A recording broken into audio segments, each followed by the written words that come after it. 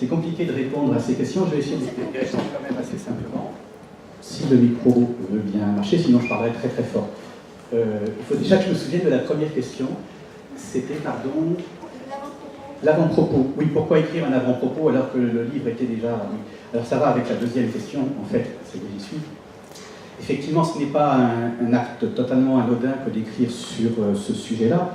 D'ailleurs, c'est tellement pas anodin que il se trouve que, vous avez gentiment rappelé que j'avais écrit 8 romans, je ne sais plus d'ailleurs si c'est 7 ou 8, parce qu'il y en a un qui a un statut bizarre, 8 ou 9. Et c'est celui dont je viens encore parler des années après, enfin ça fait maintenant 8 ans qu'il est sorti, donc à peu près 9 ans qu'il a été écrit. Et des fois je me dis que, évidemment, ça n'est pas un hasard, c'est parce que ce dont il parle est particulièrement brûlant, encore douloureux pour tous, évidemment surtout pour les familles, les survivants, le peu qu'il en reste, pour les familles, mais aussi pour toute la société. Et de fait d'écrire un tel livre n'est pas anodin et dangereux, mais dangereux au sens où on touche à quelque chose qu'on se demande toujours si on a le droit d'y toucher. Et si on y touche, comment on fait? Donc, c'est vrai qu'après avoir écrit à peu près les 2 tiers du livre, je me suis posé cette question, mais est-ce que j'ai le droit de le faire? Et heureusement que je ne me suis posé la question qu'à partir des 2 tiers de la rédaction, parce que sinon je n'aurais sans doute pas écrit le livre. Et c'est là que je réponds aussi à votre première question, deuxième question, c'est qu'il y a une forme d'impératif qui s'est été imposé à moi sur le fait d'écrire sur cette histoire-là. C'est un impératif d'abord pour moi, parce que mon métier c'est d'écrire, d'enseigner et d'écrire. Écrire c'est une autre façon d'enseigner, et enseigner c'est aussi une autre façon d'écrire, je pense. Du coup, à un moment donné, il fallait que je fasse quelque chose de cet impératif presque moral et que j'y réponde. Alors, il y a un impératif moral pour les gens de ma génération, qui n'est pas la vôtre, hélas. C'est à la fin des années 70 que les choses se sont un petit peu éclaircies sur, disons, la Shoah, le génocide des Juifs. Parce que dans les années précédentes, il y avait une sorte de mythologie française qui s'était installée, qui faisait qu'on avait occulté les déportations raciales, l'extermination des Juifs, au profit des déportations des résistants. Parce qu'évidemment, insister sur la déportation des résistants, c'est insister sur le fait qu'il y a eu des résistants. Et de fait, il y en a eu. Et il y en a eu beaucoup. Pardon, il ne faut surtout pas toucher au fil. Il ne faut pas faire la rockstar, c'est très bien. Il y en a eu beaucoup des déportés résistants. Mais il y a eu beaucoup plus de déportés non résistants, évidemment. Et on avait occulté cette histoire-là, parce qu'elle est moins glorieuse, d'autant plus que les Français, certains Français, alors Simone Veil rappelait qu'il ne fallait pas parler de responsabilité collective, je ne sais pas si elle le disait en ces termes-là, mais elle avait été très choquée par un film, Le chagrin et la pitié, qui laissait croire que du coup tous les Français étaient responsables, que tous les Français avaient été des salauds. Non, il y a eu aussi beaucoup de Français qui ont résisté, qui ont aidé les Juifs. Donc il ne faut pas faire une contre-histoire qui serait elle aussi une façon d'oublier le passé résistant de quelques-uns. Mais toujours est-il qu'à la fin des années 70, une très mauvaise série américaine, comme quoi déjà les séries américaines existaient, étaient mauvaises, mais parfois aussi faisaient du bien, et là c'est une série qui s'appelait Holocauste, avec Barbara Streisand, qui est une série que je trouve assez insupportable en la revoyant des années après, mais elle mettait en évidence ce génocide des Juifs à travers une fiction, l'histoire d'une famille allemande et puis une famille juive, mais tout ça avec un romantisme, un peu de soap opéra qu'on peut trouver vraiment dans les séries américaines. Mais en même temps, tout d'un coup, c'est devenu une chose beaucoup plus évidente pour cette génération de Français qu'il y avait eu un génocide, le génocide des Juifs. Comme le film Shoah allait sortir quelques années après, le film Shoah de Lanzmann, vous en avez certainement entendu parler, peut-être que vous avez vu. Il se trouve donc que c'est à ce moment-là, à la fin des années 70, au début des années 80, au moins pour toute la génération des gens qui sont d'âge mûr aujourd'hui, que les choses se sont cristallisées. Mais bien des Français des années 40, 50 qui avaient vécu la guerre n'avaient même pas conscience de tout cela, parce que ça avait été occulté. Et donc moi, quand j'ai appris cette chose-là dans les années fin des années 70, début des années 80, j'avais votre âge, ça a commencé à faire son chemin, comme je pense ça fait son chemin depuis que vous avez connaissance de cela. Sauf que vous en avez une connaissance beaucoup plus jeune, parce qu'on vous l'apprend beaucoup plus tôt. Ce qui fait que certains, après, finissent par dire « mais on nous en a déjà parlé, on en parle trop, etc. » Non, on n'en parle jamais trop. Le problème, c'est de trouver comment en parler pour que ça ne devienne pas une chose banale. En tout cas, pour moi, il y a eu cet impératif qui s'est dessiné petit à petit. Et qui, plus tard, quand j'ai fini par avoir ce travail, ce métier d'écrivain, qui est aussi ma passion, les deux se sont évidemment rencontrés et j'ai eu le besoin d'écrire sur cette chose, de répondre à cet impératif. Le deuxième élément, qui va de pair, et qui donc me permet de répondre aussi à votre question, alors je pense qu'on n'a pas besoin d'être juif ou d'être descendant de déportés, ou même descendant de déportés résistants, pour être concerné par cette histoire. C'est évidemment quelque chose qui nous concerne tous, de même que nous sommes tous concernés par ce qui se passe sur la planète. Ce qui fait que c'est pour ça qu'il vaut mieux regarder des informations, pardon pour le petit excursus, mais qui nous ouvrent sur ce qui se passe sur la planète, plutôt que de nous enfermer sur les micro-trottoirs, sur alors Aznavour, ça vous fait pleurer, bon. Ce n'est pas important, mais enfin c'est quand même bien d'aller regarder ce qui se passe dans le reste du monde, pour être concerné justement par ce qui se passe dans le reste du monde. Et donc, je vous disais cela, oui, sur le fait que ça nous concerne tous, évidemment, juifs, pas juifs, non juifs, descendants de, touchés directement, touchés indirectement, nous sommes tous touchés par ce qui s'est passé. Imre Kertész, qui est un très grand écrivain hongrois, qui a eu le prix Nobel il y a quelques années, a écrit cette phrase que je trouve très juste. Enfin, il n'est pas obligé de la partager. Après Auschwitz, il est impossible d'être heureux. Alors je vous souhaite d'être heureux, évidemment. Mais c'est cette idée qu'il y a eu une fêlure dans l'histoire de l'humanité, dans l'importance à la fois quantitative et qualitative, si je puis dire, de ce qui s'est produit, qui fait que le monde n'est plus pareil avant. Alors bien sûr, il y a eu d'autres génocides avant, celui des Arméniens, et il y en a eu d'autres après. Et il ne faut pas mettre ces différents génocides en rivalité, ça n'a aucun sens. Ils sont tous abominables et ils nous disent tous quelque chose de notre humanité et de notre inhumanité. Et il se trouve que celui-là, la Shoah, a été particulièrement décisif dans l'histoire de l'humanité. Donc nous sommes tous concernés.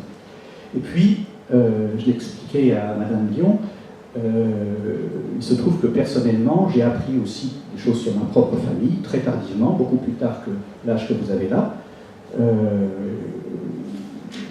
qui concernait à la fois le personnage dont je parle dans le wagon, j'allais dire le roman, justement, on pourra peut-être en parler, et puis d'autres personnes qui n'apparaissent pas dans le roman, sauf peut-être dans le roman, vous voyez, je l'ai dit, mais qui sont juste évoqués de manière très sibylline et incompréhensible, en fait, dans la préface. Je dis à un moment que ce livre, je devais l'écrire, je devais écrire sur ça, et qu'en fait, d'une certaine manière, je ne sais plus ce que je dis d'ailleurs, je le redirai peut-être avec vous pour que ça me revienne, et puis parce que j'avais envie de vous dire quelque chose.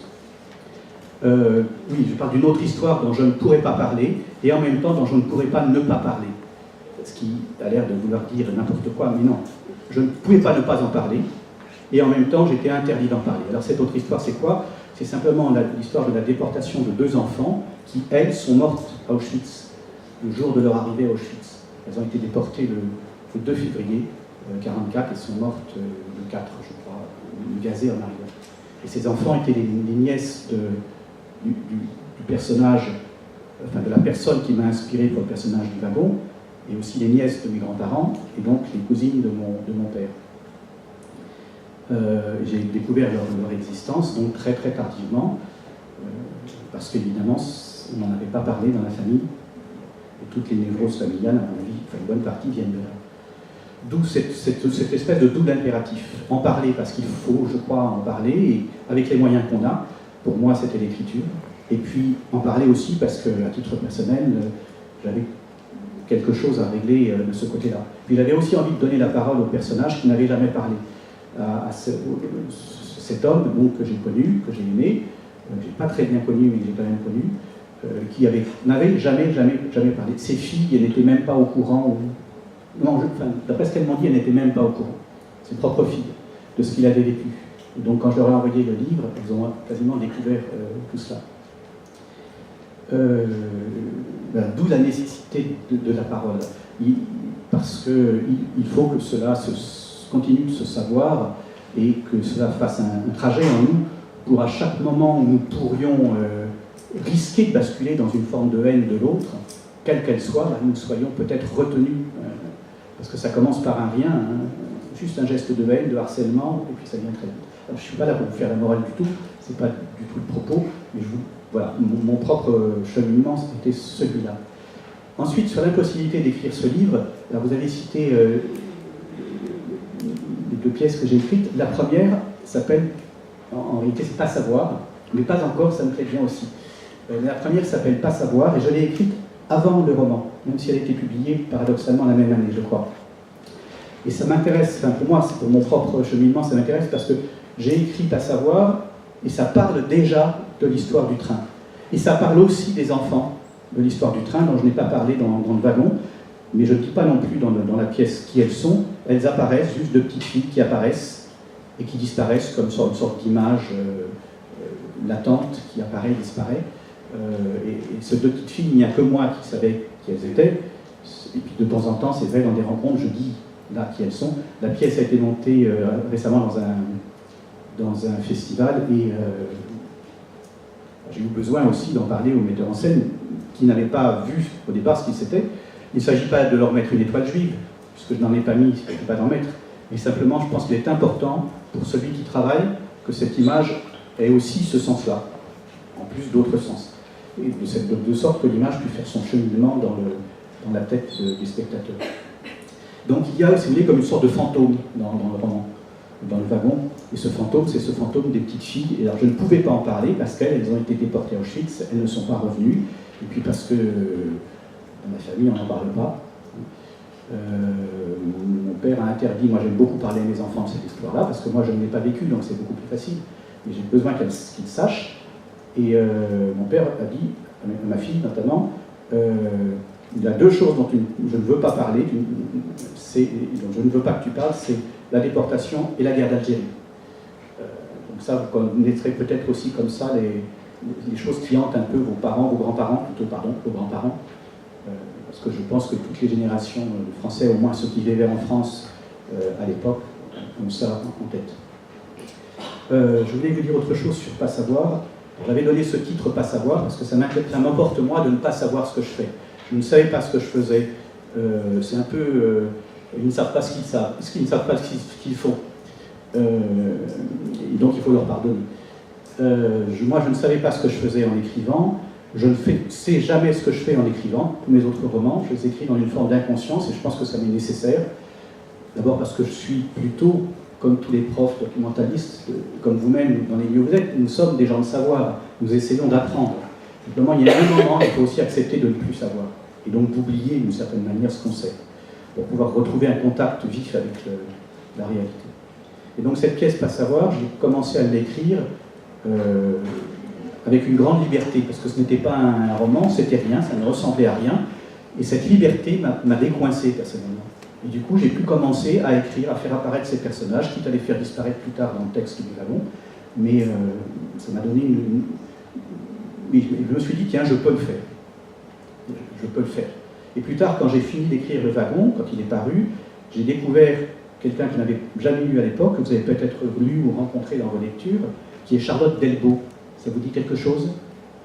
Aucun d'entre vous? Alors je vous invite vraiment à lire les textes de Charlotte Delbo, qui sont publiés aux éditions de Minuit. Pour ceux qui connaissent un peu le théâtre, qui sont amoureux du théâtre, Charlotte Delbo, c'était l'assistante, la secrétaire de Louis Jouvet. Vous voyez qui est Louis Jouvet? Non plus, comme mes enfants, hélas. Regardez Drôle de drame, regardez Knock, regardez Entrée des artistes, c'est génial. C'est un des plus grands hommes de théâtre du XXe siècle. Et Charlotte Delbo, elle a été déportée comme résistante, justement, exactement comme le personnage du wagon. Elle en est revenue. Elle a été au Auschwitz, à Birkenau. Elle en est revenue et elle a écrit. Et a écrit des livres qui sont quasiment des poèmes. Alors, écrire de la poésie sur Auschwitz, vous voyez, c'est tellement impossible qu'il y a eu un des premiers interdits qui s'est posé après la Deuxième Guerre mondiale. C'est un philosophe qui s'appelle Adorno, qui a écrit ceci. Il est... Ah, excusez-moi, évidemment, la formule me manque. Il est impossible d'écrire de la poésie après Auschwitz, je crois. Alors il s'est expliqué pour plus tard. Ce qu'il voulait dire, ce n'est pas il est impossible d'écrire de la poésie. Au contraire, pour lui, il faut continuer à écrire de la poésie. Mais il est impossible de continuer d'écrire la poésie qu'on écrivait avant. C'est cela que ça veut dire. On ne peut pas faire comme si ça ne s'était pas passé. Et tout doit s'en ressentir, dans l'écriture, dans l'art, dans nos vies même, dans tout ce qu'on fait à tout moment. C'était ça un petit peu le... Mais en tout cas, voir que Charlotte Delbo avait écrit quasiment des poèmes sur Auschwitz m'a libéré. Alors, elle a une légitimité que je n'ai pas. Mais au moins, cela veut dire qu'on a le droit d'écrire sur cette chose-là, d'une manière qui n'est pas simplement un témoignage. Et donc moi, je n'ai pas témoigné, je n'y ai pas été. Je me suis inspiré de témoignages parce que je ne voulais pas dire n'importe quoi. J'ai beaucoup lu, donc c'est ce que je dis dans la préface. Mais en même temps, n'ayant pas été, ça a quand même une part de mensonge. Alors du coup, si vous le permettez, je voudrais vous lire quelques extraits de la préface en question. Parce que parfois, j'allais dire, oui, le texte est mieux que le grand discours que je peux faire autour. Donc, je vais commencer là, si vous permettez, c'est-à-dire au milieu. J'ai toujours su qu'écrire sur ça m'était interdit, que je n'en avais pas le droit, et que je le ferais quand même. Que ce maillon qui m'était interdit, il fallait que je le restitue. Je n'en avais pas le droit, mais il fallait que je fasse. Et je l'ai fait. Un peu avant ou un peu après, je ne sais plus, ne me sachant plus, j'ai compris aussi pour moi-même ce que c'était que l'oubli. L'oubli de ce qui est si intense que ça efface le souvenir même, l'enchaînement, l'avant, l'après, la façon dont la vérité vous vient et vous emporte tout à coup, vous faisant tout oublier de l'ordre dans lequel elle a surgi, et qui est un peu de la vérité elle-même. J'ai appris autre chose dont je ne pourrais pas ne pas parler, dont je ne pourrais pas parler. Alors j'ai décidé quand même de parler de ce train. Parler de ce train, ce sera aussi parler de cette autre chose interdite, de cette autre histoire, qui n'est pas plus la mienne, qui est la mienne aussi, qui est surtout notre histoire à tous. J'ai pensé qu'il était temps que même si je n'avais pas le droit de parler pour quelqu'un d'autre, il me fallait parler, donner une voix à l'autre, prendre la place de l'autre, faire parler l'autre en moi. Cette chose obscène, il fallait que je la tente. Tout ce qui est raconté ici est vrai. Tout ce qui est inventé ici est vrai aussi. Bien au-dessous de la réalité. Ce n'est pas une fiction.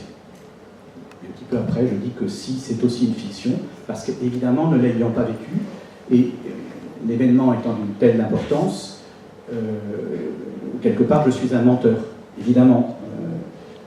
Tout écrivain est un menteur, d'une certaine manière, même s'il raconte sa propre histoire, même quand il fait son autobiographie de la manière la plus sincère, parce qu'on est rarement sincère quand on écrit une autobiographie, mais enfin, pour ce que j'ai pu en voir des écrivains que j'ai étudiés par ailleurs.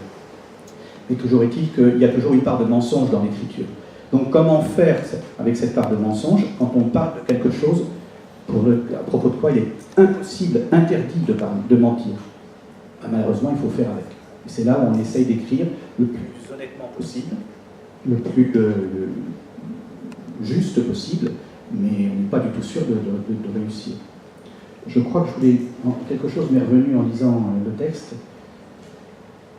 Oui, pardon, non, je ne sais plus ce que c'était. Si, peu de temps après, ou quelques années après, enfin je ne sais vraiment, je ne sais plus, c'est vrai, cette phrase, vous connaissez sans doute, au passage à niveau, il y a souvent la formule « un train peut en cacher un autre », qui veut simplement dire que, attention, c'est pas parce qu'un train vient de passer que vous pouvez tout de suite traverser, passer sous la barrière qui n'est pas encore levée. Non, ça veut simplement dire qu'un train peut en cacher un autre qui va vite arriver, ou alors qu'il y a un train puis il y en a un autre derrière, sur la voie d'à côté.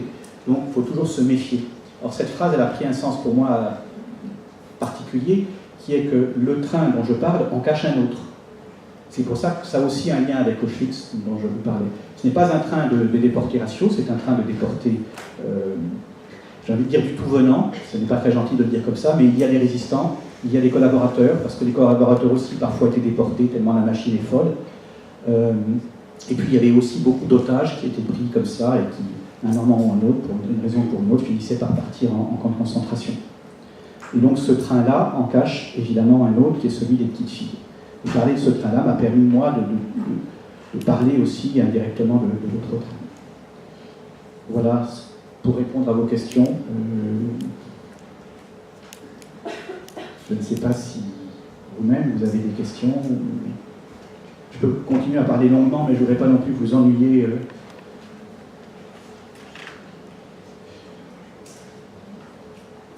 Oui.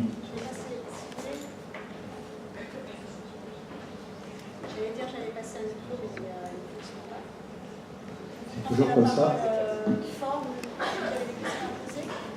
Sinon, si vous n'êtes pas trop loin, on peut peut-être tirer sur le fil. Non, pas trop. Dès le début de votre livre, quand on commence la lecture, dès le début de votre livre, quand on commence la lecture, on est d'ores et déjà plongé, en immersion dans le wagon. Il n'y a même pas de phase d'introduction, je dirais, de description. Est-ce que c'était volontaire de votre part, ce choix de directement nous mettre dans les pensées du personnage principal, sans phase de transition entre le monde réel et le monde du livre? Alors, j'ai quand même utilisé le micro, ça sera plus facile pour eux. Donc, votre question était sur le début du texte, le fait qu'on arrive sans transition dans le wagon. Était-ce volontaire? Alors, était-ce volontaire? Non, dans le sens où c'est venu, comme assez souvent les débuts de mes livres viennent, c'est venu un peu malgré moi. C'est venu sans que je sache d'où c'est venu. Je lui ai en plus donné un âge, je crois que ça commence par... Aujourd'hui, j'ai 22 ans, oui. Et en plus, c'est un âge que le personnage n'avait pas, il était légèrement plus âgé, il était né en 1919, donc en 1944, il avait 25 ans. Et je ne sais pas très bien pourquoi, enfin si, j'ai compris pourquoi après je lui avais donné 22 ans. C'est totalement narcissique sans que je l'ai réalisé. J'ai 22 ans, c'était l'âge auquel j'ai publié mon premier, pas roman, mais mon premier livre. Après, il se trouve que 11, c'est un chiffre qui pour moi a toujours été important. À 33 ans, j'ai eu la chance Non, à 22 ans, j'ai aussi la chance de rencontrer Nathalie Sarraute, qui est extrêmement important. Également une autre personne qui est régie, enfin, que rendre en scène. Et du coup, ce chiffre 11, à tous les niveaux, Sarraute est morte à 99 ans, ma mère en avait 66 à ce moment-là, enfin bon. Et je me suis aperçu que 22, c'était quelque chose qui était une manière dont mon inconscient avait rattaché ma propre histoire à cette histoire-là. La manière dont on se projette. En plus, 22, il y a une... C'est pas 22, il y a des flics, mais il y a quelque chose avec le 22 qui fait qu'il y a un rythme qui s'est imposé. J'entendais presque ce son-là dans le... Donc vous voyez comment ça commence à travailler avec la matière même de l'écriture. Donc c'est déjà de la tricherie. Je triche sur l'âge, et en même temps, bon. Je vous assure que ce n'était pas la recherche d'effets qui était volontaire, enfin, elle n'était pas volontaire. Mais d'une certaine manière, ça participait au fait que le corps écrit à côté de la tête, si je puis dire. Il y a la tête qui écrit avec, si possible, le plus d'authenticité possible, et puis le corps qui écrit avec sa propre authenticité. Qui fait que moi, j'avais besoin d'être projeté aussi dans le wagon, que je ne pouvais pas imaginer une autre position.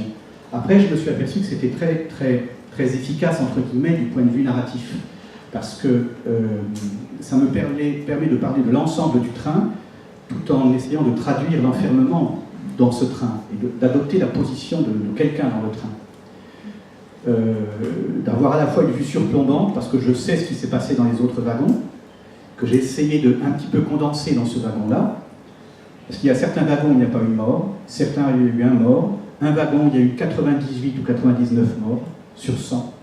Vous imaginez 80... Alors ça aussi, c'est quelque chose qui m'avait frappé. Mon grand-oncle, dans la 2 pages qu'il a laissées sur ce train, qui était à destination d'un historien, Christian Bernadac, raconte qu'à Compiègne, il faisait le chemin, vous savez, depuis le camp de concentration, enfin le camp de rassemblement qui existe, les traces elles sont encore vivantes, à Compiègne, le camp de Royalieu, jusqu'à la gare. Ils étaient mis par centaines. Et au petit matin, 4h, 5h du matin, on les faisait aller à la gare, on obligeait toutes les personnes autour à fermer les volets, et on les mettait par centaines. Et lui, il a vu que 2 centaines plus loin, il y avait quelqu'un qui le respectait beaucoup, un autre résistant, plus âgé, qui le respectait beaucoup. Et il s'est dit, tiens, je vais essayer de le rejoindre. Et donc, il a pris la place de quelqu'un dans une centaine, cette personne a pris la place dans sa centaine, comme ça, il est avancé, ils s'entraidaient les uns les autres en faisant ça. Quand il est arrivé à Dachau, il a vu ce qui se passait dans le wagon dans lequel il aurait dû aller. Enfin, il a vu. Je suppose qu'il a vu. Après tout, il ne l'a peut-être pas vu. Mais moi, je l'ai vu pour lui, entre guillemets. C'est-à-dire, je me dis, mais on arrive, on voit qu'on sort 99 corps du wagon où on aurait dû être. Et là, inévitablement, se pose un problème que lui n'a pas pu se poser, n'a pas dû se poser, mais que moi, je ne peux pas me poser, mais alors, il a pris la place de quelqu'un. Et ça aussi, ça a été pour moi important dans le cheminement. Ah oui, j'aurais dû dire aussi, le hasard, parce que moi, je crois beaucoup au hasard, enfin, c'est pas que moi.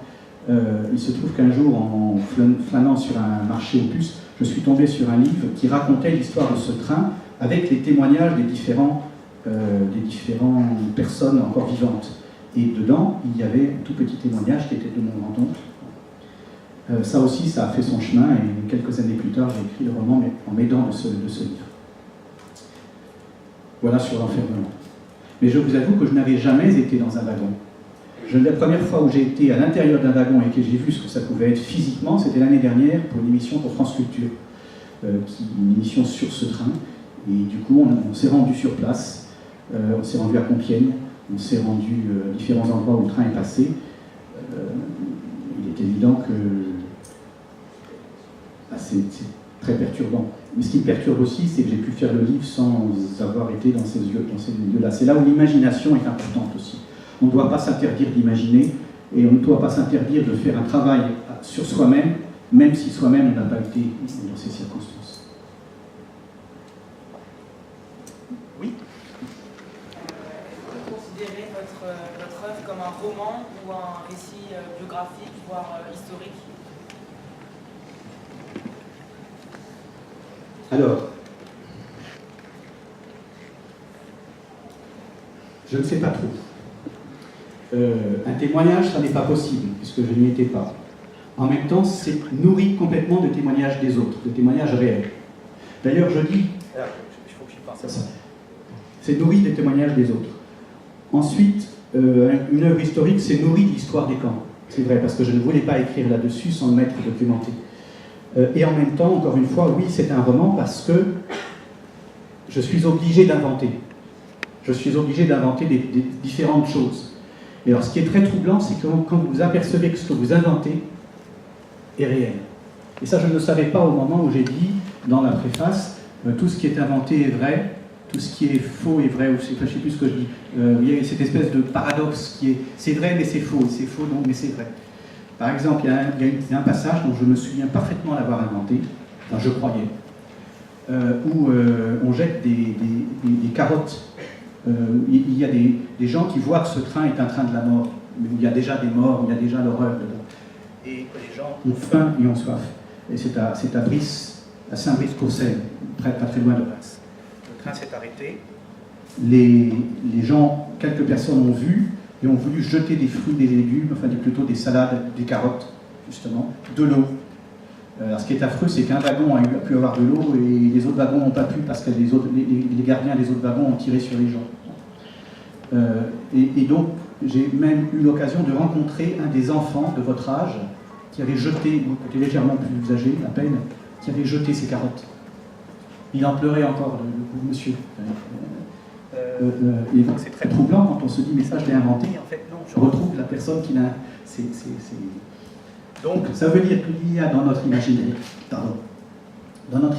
dans notre inconscient, nous sommes faits de tout cela, nous sommes faits de l'histoire, et nous sommes faits de ce que l'histoire nous permet d'imaginer. Et en retour, c'est pour ça que ce qu'écrivent les écrivains est toujours vrai, d'une certaine manière, même si c'est faux. Mais ça veut dire, je pense qu'ils ont, enfin les grands, même ça c'est le prof qui parle, même quand ils racontent quelque chose qu'ils ont inventé, ils touchent quelque chose de la réalité, du réel, encore autre chose que la réalité, mais on va dire du réel,